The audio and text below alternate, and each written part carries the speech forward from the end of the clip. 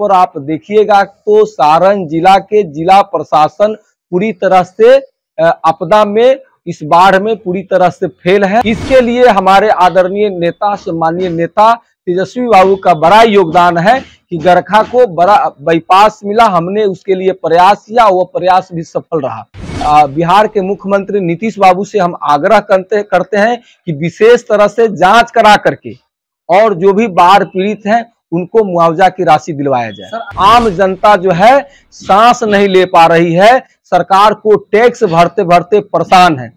बिहार में नौजवानों को नौकरी मिलेगा जब तेजस्वी जी आएंगे। चुकारू हो, बालू हो, अपराध हो, किसी भी क्षेत्र में पुलिस विफल है।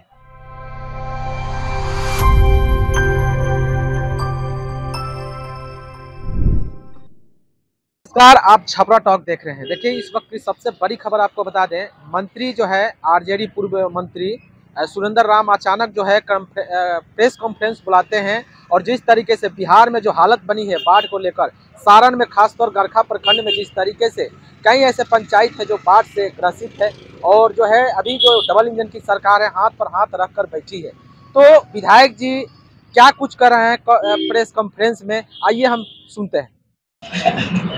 सर, आप अचानक प्रेस कॉन्फ्रेंस बुलाए हुए हैं, क्या सर जिस तरीके से बिहार में जो बाढ़ का जो जिस तरीके से तहलका मचा हुआ है, बाढ़ जो हर एक जिला में आ गई है, लमसम बिहार के आधे जिला में जो है आ गई है और खासकर गरखा विधानसभा का बात किया जाए तो कई ऐसे पंचायत है जो बाढ़ से सर ग्रसित है। तो कहा जा रहा है, विपक्ष के द्वारा कहा जा रहा है कि जो भी अगर इस पोल खोल रहा है मतलब ये बाढ़ में, तो कहीं ना कहीं जो इसका जिम्मेवार जो है वर्तमान विधायक जो है सुरेंद्र राम जी हैं। तो आपका कार्यकाल सर 4 साल हुआ, इससे पहले अगर कार्यकाल का अगर बात किया जाए तो 25 और 10 साल कार्यकाल किए हैं लोग, तो 4 साल और 35 साल के कार्यकाल कैसे देखते हैं अपने गरखा विधानसभा?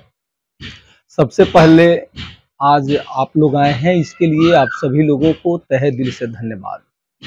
सबसे पहले मैं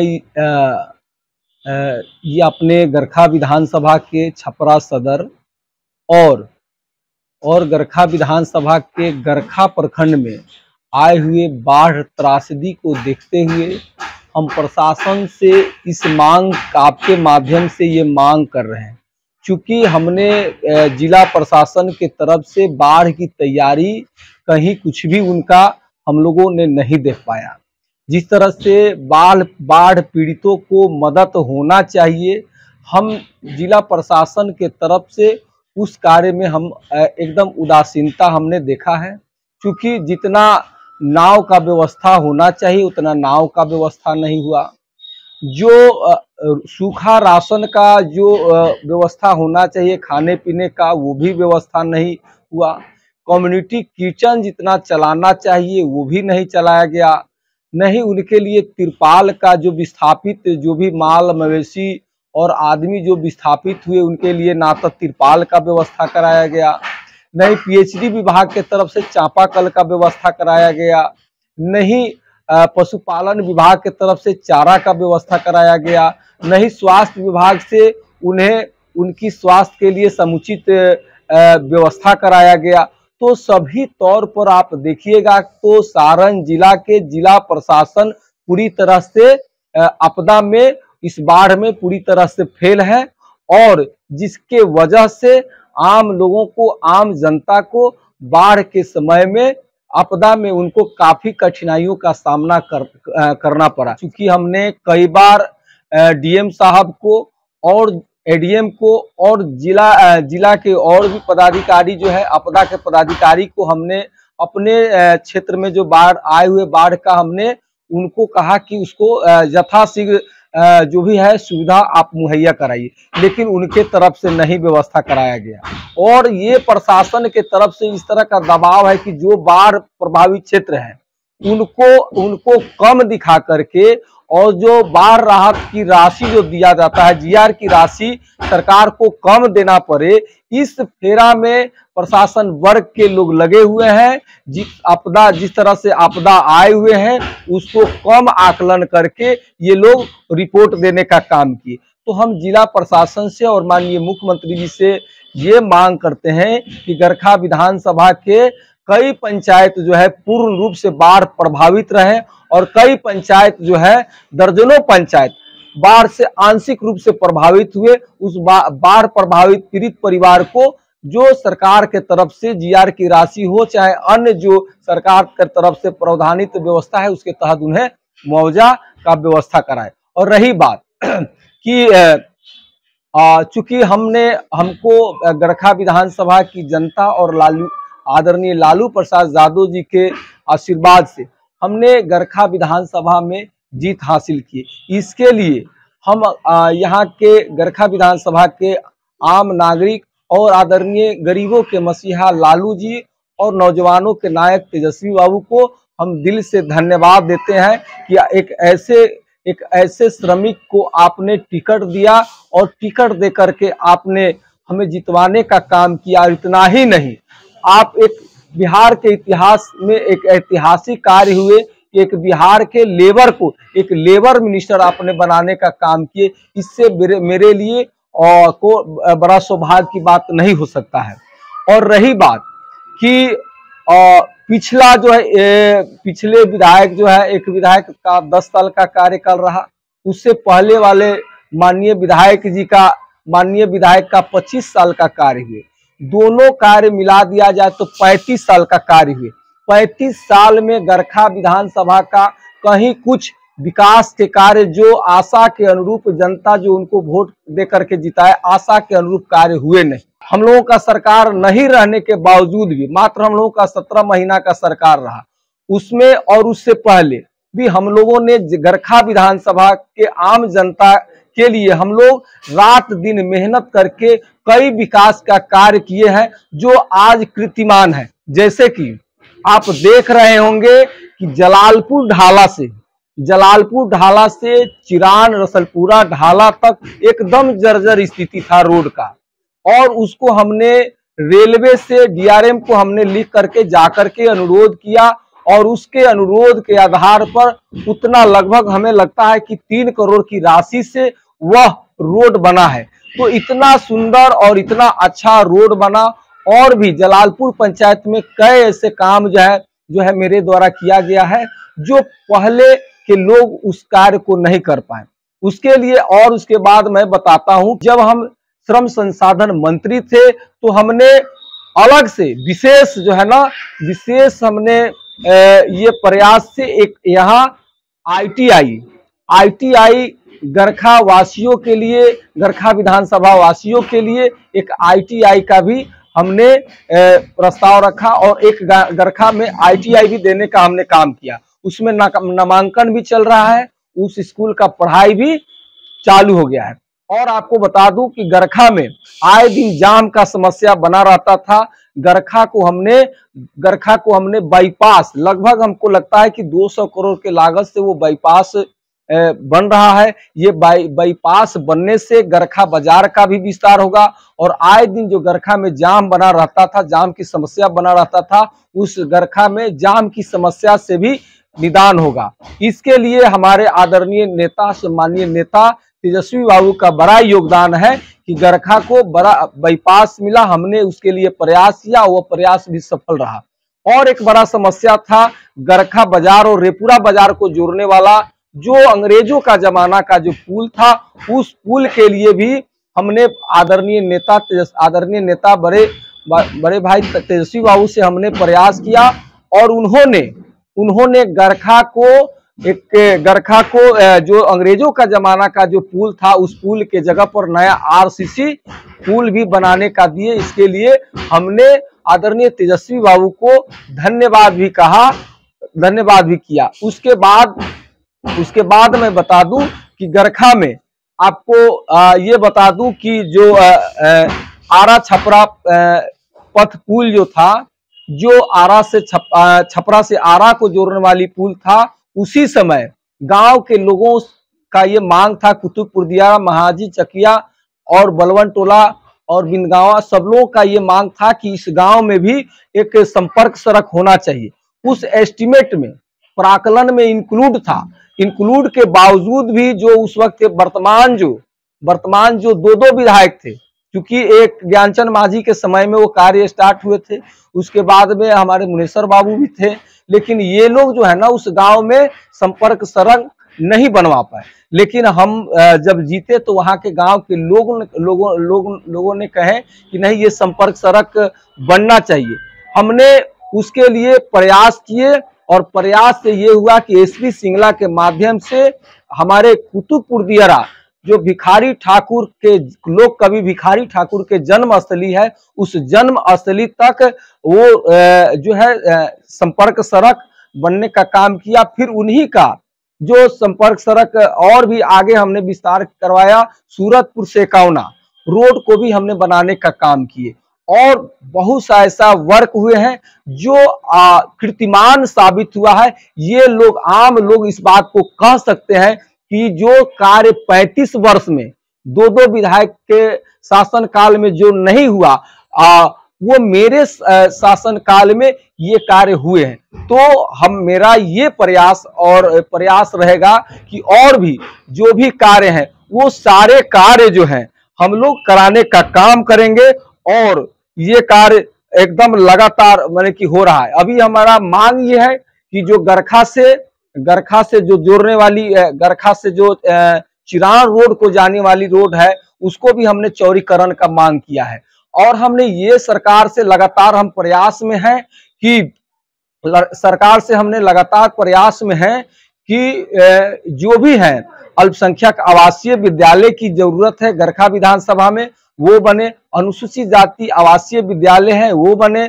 पिछड़ा वर्ग के लिए जो आवासीय विद्यालय है, ये सारे चीज हम लगातार ये कार्य कर रहे हैं। और उसके बाद में आपको बता दूं कि दुर्गा टोला से चंचौरा जाने वाला लगभग 7.5 किलोमीटर का रोड, वो भी एकदम जर्जर रोड था। हमारे प्रयास से वो भी बने। और आप सभी लोग जानते हैं कि अनुसूचित जाति और अनुसूचित जनजाति और पिछड़े वर्ग गरीब परिवार के लोग जो है सरकारी विद्यालय में पढ़ते हैं। लेकिन स्थिति ये था कि लोग घर से बोरा पर ले जा करके और स्कूल में जा करके बैठ करके पढ़ाई करते थे। वो बोरा क्या होता था कि गर्मी में एकदम गर्म हो जाता था फर्श, और ठंडा के दिन में ठंडा। हमने सभी विद्यालयों में बेंच जो है, लो बेंच हाई बेंच देने का काम किए, ताकि हमारे गरीब परिवार, हमारे अनुसूचित जाति, अनुसूचित जनजाति और पिछड़ा वर्ग के परिवार के बच्चे जो हैं एकदम कंफर्टेबल महसूस करे और स्कूल में बेंच पर बैठ करके वो पढ़ाई करे। तो ये सारे कार्य जब हम ये कर रहे हैं तो कुछ लोगों को लगता है कि इनके शासन काल में कुछ अधिक ही विकास के कार्य हो रहे हैं, तो टीका टिप्पणी करना, कुछ कर रहे हैं या कुछ करवाए जा रहे हैं, तो उससे ये फर्क नहीं पड़ रहा है। क्योंकि हम तेजस्वी बाबू के सिपाही हैं, लालू जी के सिपाही हैं, और हम लोग जनता के प्रति उत्तरदायित्व मेरा है और काम करेंगे। और काम करके हम लोगों का दिल जीतने का हम लोग काम करेंगे। हम पहले भी बोले हुए थे कि हम दूज का चांद नहीं, अपने जनता के बीच में पूर्णमासी का चांद बन के हमेशा चमकता रहूंगा, लोगों के बीच में जा करके ये कार्य करता रहूंगा। और पुनः फिर मेरा मांग है सारण जिला के आपदा पदाधिकारी और डीएम से कि जितना भी हमारे क्षेत्र में बाढ़ आया है, जैसे कोटवा पट्टी, रामपुर, रायपुर, बिनगावा, मुसेपुर, मौजमपुर, पंचपटिया, उसके बाद में आपका कोठिया, और उसके बाद में आपको बता दूं पंचपटिया हो गया, कोठिया हो गया, और भी है, महाराजगंज में हुआ है, जलालपुर में आया हुआ है बाढ़, और डुमरी में आया हुआ है। ये सारे बाढ़ग्रस्त क्षेत्र और भी हैं, हसनपुरा में है, इटवा में है। तो ये सारे जगह बाढ़ प्रभावित पीड़ित परिवार को जो जितना भी हो सके सरकार के तरफ से सहायता राशि मिलना चाहिए।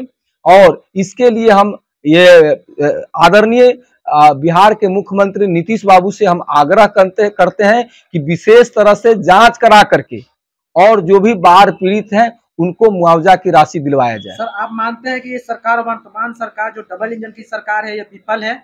ये पूर्ण रूप से विफल है, क्योंकि आप देख रहे होंगे कि हर तरह से आप देख रहे होंगे कि अपने राज्य के जितने जो पड़ोसी राज्य हैं उसमें डीजल देख लीजिए कम रेट है, पेट्रोल कम रेट है, हर तरह से वहाँ ठीक ठाक व्यवस्था। लेकिन आप सीधे यहाँ आ जाइए बिहार में तो हर तरह से यहाँ कर के लगान के यानी टैक्स के वजह से आम जनता जो है सांस नहीं ले पा रही है।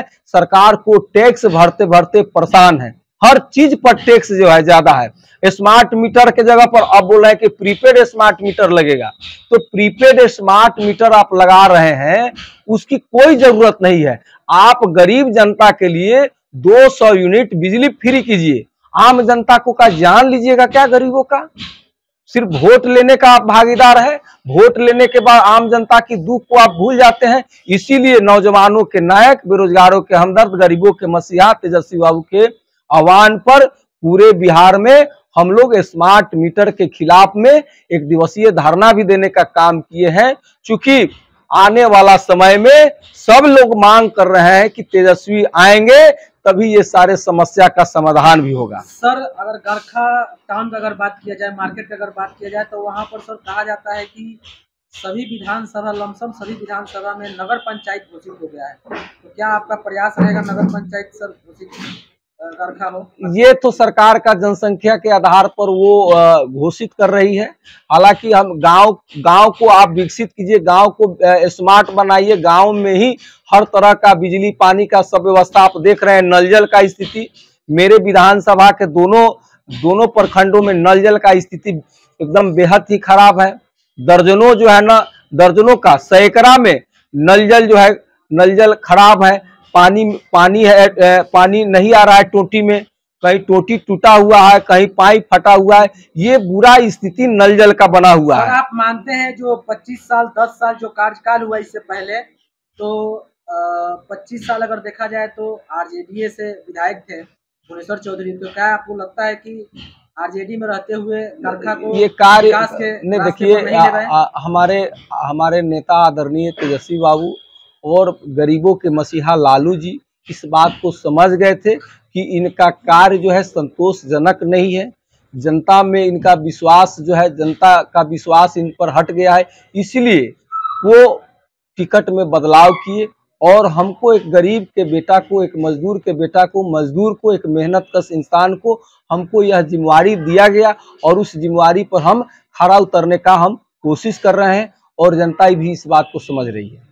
सर 2000 किया जाए तो 25 में क्या होगा? गरखा विधानसभा में कहा जा रहा है कि बदलाव की लहर चल रहा है, तो नहीं, गरखा विधानसभा में नहीं, गरखा विधानसभा में राष्ट्रीय जनता दल के उम्मीदवार जो हैं, हम लोग रिन्यूअल होकर के आ रहे हैं और यही पूरे बिहार में बदलाव का स्थिति रहेगा कि सब लोग चाह रहे हैं, किसान, मजदूर, दलित परिवार, अनुसूचित जाति, अनुसूचित जनजाति, सब लोग चाह रहे हैं कि बिहार में विकास होगा जब तेजस्वी जी आएंगे।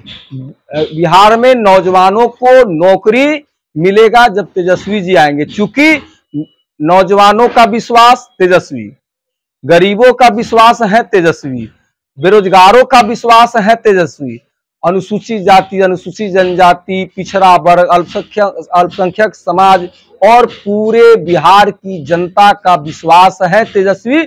इसलिए 2025 में आएंगे, बनेंगे मुख्यमंत्री तेजस्वी। जो मंदिर है उस मंदिर में कुछ दिन पहले जो पशुओं की चर्बी युक्त और मछली का तेल युक्त प्रसाद का वितरण किया गया था, यह इसमें किनको दोषी मानते हैं और क्या उस पर कार्रवाई होनी चाहिए कि नहीं? अब इस तरह की मामला आया है प्रकाश में, इसे केंद्र सरकार जो है सीबीआई का उसमें जांच कराना चाहिए सीबीआई से, और जो भी इस तरह के कार्य किए हैं उस पर कार्रवाई होना चाहिए। हम तो इस बात को बोल रहे हैं कि जितने जो इस देश में मंदिर हैं, उस मंदिर में जो हमारी जो संख्या है, अनुसूचित जाति, अनुसूचित जनजाति, पिछड़ा वर्ग, अति पिछड़ा वर्ग के, उनको भी आरक्षण देना चाहिए मंदिर में मठाधीश भी बनने के लिए, मंदिर का पुजारी भी बनने के लिए। क्योंकि ये सभी समुदाय वर्ग हिंदू वर्ग से आते हैं, हिंदू धर्म से आते हैं, वर्ग नहीं, हिंदू धर्म से आते हैं, सनातन धर्म से हम लोग आते हैं। और सनातन धर्म में हम लोगों को भी मंदिरों में पूजा पाठ करने का, मंदिर का पुजारी बनने का, मठ का मठाधीश बनने के लिए हम लोगों को भी हमारी जनसंख्या, हमारे अनुसूचित जाति अनुसूचित जनजाति की संख्या जितनी हमारी अनुपात में है, उसके बाद में अति पिछड़ा वर्ग के जो जनसंख्या है जिनकी जितनी अनुपात है, उसके हिसाब से जो भी मंदिर है उस मंदिर में मंदिर का पुजारी के रूप में या मठ है तो मठाधीश के रूप में हम लोगों को भी ये अधिकार मिलना चाहिए। ये मांग करते हैं, हम सरकार से मांग करते हैं, केंद्र की सरकार से मांग करते हैं कि हमें ये आरक्षण की व्यवस्था उसमें बनना चाहिए, सरकार को बनाना चाहिए। सर, बिहार में बात करें तो करप्शन पे करप्शन बढ़ते जा रहा है। एक तरफ देखा जाए तो छपरा में ही अभी 3 दिन पहले एक 3 साल की बच्ची के साथ रेप हो जाता है। इस पे क्या कहना चाहिए? ये तो इससे स्पष्ट हो जाता है कि ये नीतीश बाबू बोलते हैं कि ये सुशासन की सरकार है, तो ये सुशासन की सरकार है और जीरो अपराध की बात करते हैं और आए दिन हत्या। अब 3 साल के बच्ची के साथ जो इस तरह से जो किया गया, इससे सरकार को आंख क्या नहीं खुल रहा है? ये पूर्ण रूप से हम लोग यही समझ रहे हैं कि बिहार में कोई शासन व्यवस्था का नाम से कोई चीज ही नहीं है। कहीं कोई पदाधिकारी एकदम बिल्कुल लापरवाह है, कोई एकदम अपने कर्तव्य का निर्वहन सही ढंग से नहीं कर रहा है, ये सब कर्तव्यहीन है। और इस पर जो है हर तरह से नीतीश बाबू का जो है इस शासन व्यवस्था पर कहीं कोई नियंत्रण नहीं है। उनको आप कुर्सी छोड़ देना चाहिए क्योंकि वो अब थक गए हैं। कुर्सी तो छोड़ देना चाहिए जब आपका बात प्रशासन वर्ग के लोग नहीं सुन रहा है। इसी के वजह से आप देखिएगा कि आपराधिक घटनाएं लगातार बढ़ रही है और घटनाएं, सबसे बड़ा ये बात है कि घटना करके अपराधी जो है बच भी जा रहे हैं। अभी सर आप ही का बगल गरखा से सटे हुए अरेपुरा है,